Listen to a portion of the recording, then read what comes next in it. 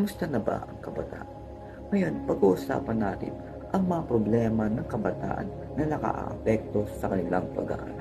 Unang-una, kahirapan at kakulangan sa basic na pangangailangan. Ang kahirapan o kakulangan ng mga basic na pangangailangan tulad ng edukasyon, kalusugan at sapat na pagkain ay isang problema ng kabataan dahil maaari itong hadlangan ang kanilang maususing pag-unlad at magkaroon ng magandang kinabukasan. Ang mga kabataang nahihirapan sa pangunahing pangangailangan ay maaaring maapektuhan ang kanilang kalusugan, edukasyon at pangkabuhayan. Ito rin ay maaaring magdulot ng stress at kakulungan ng oportunidad para sa kanilang kapatiran at kasanayan na maaaring maging sagabal sa kanilang pangarap at ambisyon. Ang solusyon na aming naisip ay pantay-pantay na access sa edukasyon.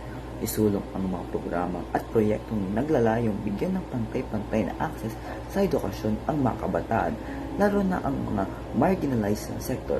Ito ay maaaring kasama ang scholarship programs, libreng mga learning resources at alternative learning options. Pangalawa, livelihood programs. Maglaan ng mga livelihood program at skills training para sa kabataan upang matulungan silang magkaroon ng sapat kasanayan na magamit sa kanilang pangkabuhayan.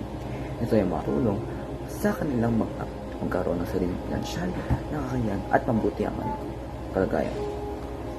Panghuli, social welfare programs.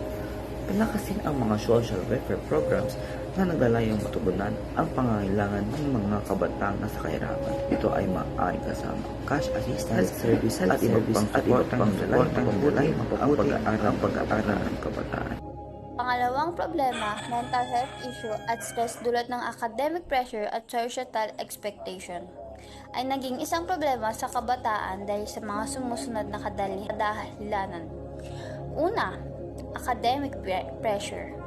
Mataas na mga asahan sa akademiko na maaaring magdulot ng labis na stress at anxiety.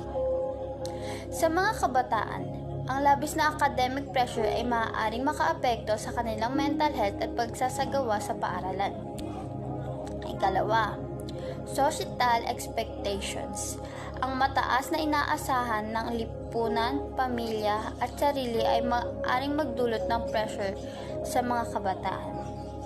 Ang pagtatangkang maabot ang inaasahan na ito ay maaaring magresulta sa mental health issue tulad ng depression at low self-esteem. Pangatlo, peer pressure. Ang pangangailangan na maging katulad ng mga kasamahan sa edad o pagtanggap mula sa peer group ay maaaring magdulot ng stress. Ang pagiging labis na preoccupied sa kung paano sila nakikita ng iba ay maaaring makasama sa kanilang mental health. Para solusyonan ito, mahalaga ang pagpapahalaga sa mental health awareness, pagbibigay ng suporta sa mga kabataan ng may mental health challenges, at pagtaguyod ng mas balance na approach sa edukasyon na nagbibigay din sa holistic development individual. Ang problema ng bullying ay nagiging malaking issue sa pag-aaral dahil ito ay maaaring magdulot ng iba't ibang negatibong epekto. Problema ng bullying ay nagiging malaking issue sa pag-aaral dahil ito ay maaaring magdulot ng iba't ibang negatibong epekto sa mga biktima. Narito ang mga ilang solusyon. Number 1. Anti-bullying programs. Itinataguyod ang mga anti-bullying programs sa mga paaralan upang magbigay ng sapat na edukasyon tungkol sa halagahan ng paggalang at pag-unawa sa iba. Pangalawa, strict school policies. Magkaroon ng malinaw na striktong school policies laban sa bullying kasama ng disiplina at parusa para sa lumalabag dito. Pangatlo, open communication. Itinataguyod ang bukas na komunikasyon sa pagitan ng mga guro, magulang at mga estudyante upang masiguro ang maagap na pagtugon sa mga issue ng bullying. Pang-apat, counseling services. Maglaan ng counseling services para sa mga biktima ng bullying upang matulungan sila ng kanilang mga emosyon at magbigay ng suportang pang-emosyon. Maagang pagbubuntis at kahirapan ng mga kabataang magulang. ay nagiging problema dahil ito ay mag-iaring magdulot ng iba't ibang hamon sa buhay ng mga kabataang magulang. Narito ang ilang mga kadahilanan. Unang-una na dyan ay ang edukasyon. Ang maaga pagbubuntis ay maaaring maging sagabal sa kanilang edukasyon ng mga kabataang magulang.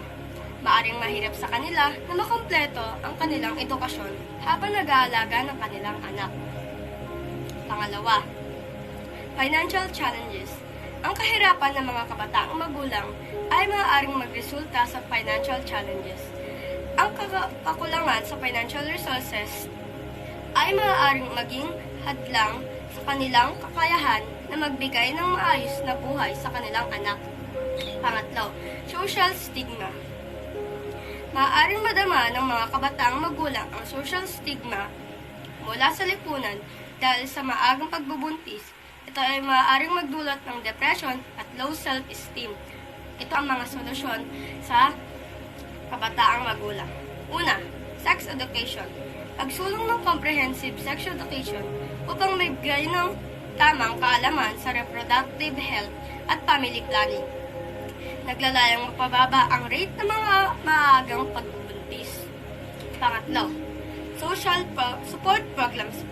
Pagtataguyod ng mga programa at serbisyong naglalayong suportahan ang mga kabataang magulang, tulad ng financial challenges, counseling, at parenting classes. Pangatlo ay ang gender equality. Gender equality. Pagsusulong ng gender equality upang mapababa ang mga cultural barriers at social stigma na maaaring makaapekto sa kabataang magulang. Ang panglimang problema ay technology distractions. Sa pag-aaral ay nagiging isang alalahanin dahil ang labis na paggamit ng teknolohiya at gadget sa paaralan ay maaaring magdulot ng mga negatibong epekto ng mga estudyante. Narito ang ilang mga dahilan. Una, lack of focus. Ang paggamit ng gadgets tulad ng smartphones at tablets sa loob ng classroom ay maaaring makatulong sa kawalan ng focus at atensyon sa mga aralin. Ikalawa, decreased classroom interaction. Ang labis na paggamit ng teknolohiya ay maaaring makatulong sa kawalan ng interaktibong diskusyon at pakikipag-ugnayan sa pagitan ng mga estudyante at guro. Ikatlo, sleep disruption. Ang paggamit ng gadgets, lalo na bago matulog, ay maaaring magdulot ng sleep disruptions na maaaring makaapekto sa kakayahang mag-concentrate ng mga estudyante sa klase. Ikaapat, dependency sa online resources. Ang labis na pagdepende sa online resources ay maaaring maging hadlang sa pagbuo ng sariling kasanayan at kaalaman ng mga estudyante. Ang mga solusyon naman dito ay ikauna, tech-free zones. Itaguin ng mga tech-free zones sa paaralan